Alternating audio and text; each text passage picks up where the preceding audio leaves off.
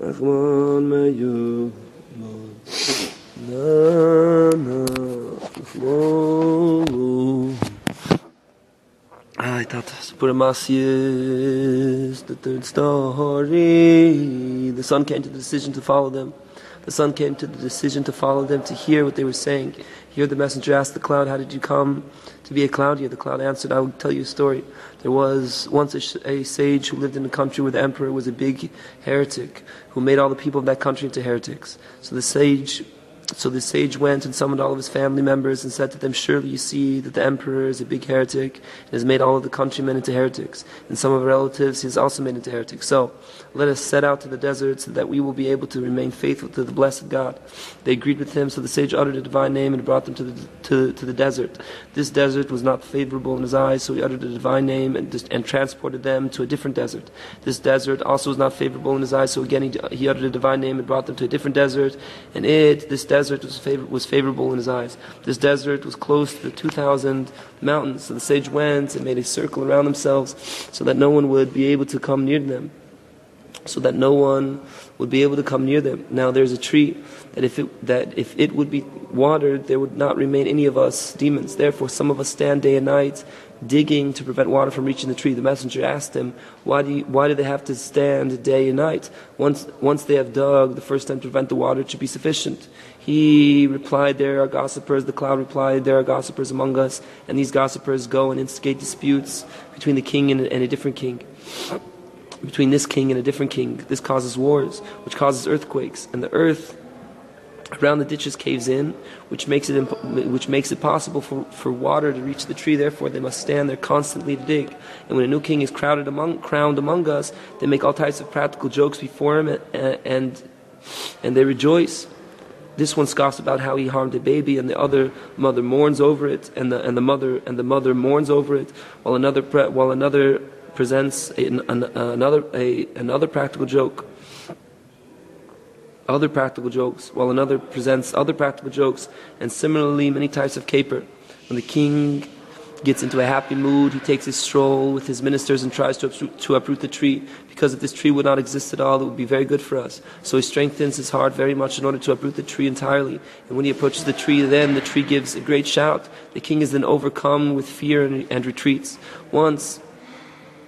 So he strengthens his heart very much in order to uproot the tree entirely, and when he approaches the tree, then the tree gives a great shout. The king is then overcome with fear and retreats. Once a new king was appointed among us. Exceptional practical jokes were presented before him, and he became very elated and made his heart very strong and courageous, and he intended to completely and totally uproot the tree. So he set out to stroll with his ministers, and very much strengthened his heart, and ran to completely uproot the tree. When he came to the tree, it gave a great shout, and the king was overwhelmed with fear and retreated. He became very angry, and he returned. As he was going, he saw people sitting. These were the group of the above sage. So he sent some of his men to deal with them appropriately, as was their custom always, that is, to harm them. As soon as the sage's family saw them, they were overcome with fear. The elder, i.e. the sage, however, told them, do not fear. When the demons arrived there, they were unable to come close to them on account of the circle that surrounded them. So the king sent other messengers, but they too were unable. The king became extremely angry and went himself, and he too was unable to come close to them. So he asked the sage to let him in. The sage said to him, since you are asking, I will let you in, but it is not proper for a king to go alone, so I will allow in with you one other. The sage then opened up for them a passageway. They entered, and he once again closed the circle. The king then asked the elder, why did you come to settle here on our property? The sage said, why is it your property? It's my property. The king said, aren't you afraid of me? The sage replied, no. The king said, you're not afraid? And he spread himself out and became so tall that he reached the sky, and wanted to swallow the sage. The elder said, I'm still not afraid at all. However, if I want, you will be afraid of me. So the sage went and prayed a bit, and big thick clouds formed, and there was loud thunder. Thunder kills demons. So all of the demon king's ministers that were with him were killed. Only the king and the one who had entered the circle with him survived. He begged the sage to end the thunder, and it stopped. The king spoke up and said, "Since you are such a person, I will give you a book of all the demon families. There are miracle workers who only know of one demon family. And even that family they don't know completely. But I will give you a book in which is recorded all of the families, because the king has a record of them all. Even a newborn is registered by the king." So the king sent the minister who was with him to fetch the book. It turned out that the sage did good by letting the king in with another to enter, for otherwise whom would the king have sent? The minister brought the book, he opened it and saw that thousands of thousands and tens of thousands demon families were recorded in it. The king promised that they would never harm the elder's entire family, and he commanded to bring portraits of all the members of his family, and even if a baby was born, to immediately bring the portrait, so that no one of the elder's family would be harmed. Afterwards, when the time came for the elder to leave the world, he called his sons and commanded them and said to them, "I leave you this book. Surely you see that I have the power to use this book in holiness, and even still I don't use it. Rather, I have faith in the blessed God. You too should not use it. Even if there will be one of you who will be able to use it in holiness, nevertheless, he should not use it, but have faith in the blessed God." The sage passed away, and the book was passed on as an inheritance that came to the son's son.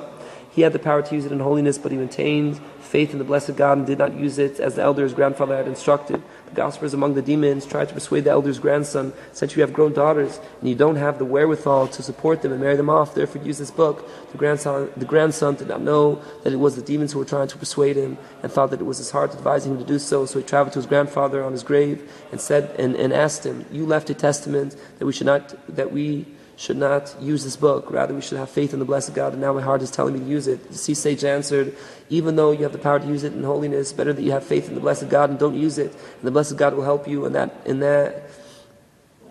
that's what the grandson did. Once, the king of the country where this grandson of the elder lived became ill. He engaged in doctors, but they could not heal him, since the climate in that country was so hot. The medicines were not effective, so the king decreed that the Jews should pray for him.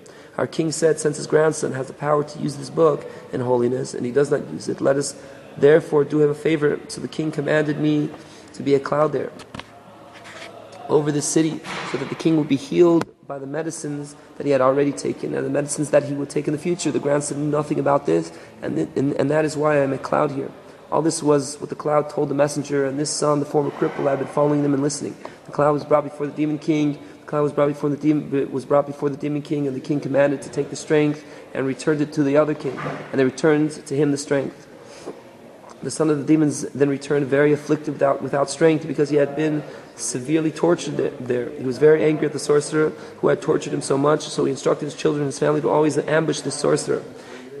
And they have amongst them gossipers that went and told the sorcerer to protect himself, because they were waiting to ambush him. So the sorcerer did some artifices and called upon other sorcerers who know families in order to protect himself from them. The demon's son and his family were extremely angry. The demon's son and his family were extremely angry at the tattlers for having revealed his secret plan to the sorcerer. Once it happened that some members of the demon's son's family and some of the tattlers went together. The demon's son's family and some of the tattlers went together on the lookout by the king. Served together on the lookout by the king. The family members went and made false charges against the tattlers, and the king killed the tattlers. The remaining tattlers were enraged, and they went and made a rebellion, i.e. a huge war between all the kings, and there was famine, infirmity, murder, and plagues. Famine, infirmity, murder, and plagues among the demons.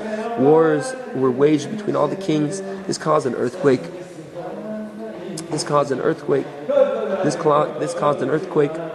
And all the earth around the tree fell in, and the tree was watered completely. None of the demons survived whatsoever, and they became as if they never existed. Amen. Secrets of the story are alluded to in the chapter 1 of Psalms. Fortunate is the man, the path of the wicked, the path of the righteous. These are the aspects of the paths mentioned in the story that have the dust that if he sprinkles, etc., he will be like a tree planted near streams of water, which gives its fruit at the right time and its leaves, and everything it does will succeed. This refers to the tree of the story, that all of its fruits and leaves, everything in its entirety, are all very beneficial. Examine and you'll find more illusions. Fortunate is the man who has not walked, for initially he could not walk, he stood not, for afterwards he could not even stand. Assembly of jokers refers to the group of demon jokers who made practical jokes like chaff, driven away by the wind, refers to the wind that carried away the dust. All of this is only a few superficial illusions that Rebbe Nachman gave us to see partially, so that we understand and comprehend to a small degree the extent of where these stories reach. But the concepts are sealed and remain completely hidden for all of these stories that Rebbe Nachman told are extremely exalted for human understanding and hidden from the eye of all living creatures, etc. Tale number 4: the king who decreed forced conversion. There once was a king who decreed religious exile over his country. Whoever wanted to remain in the country would have to convert, otherwise he would be expelled from the country.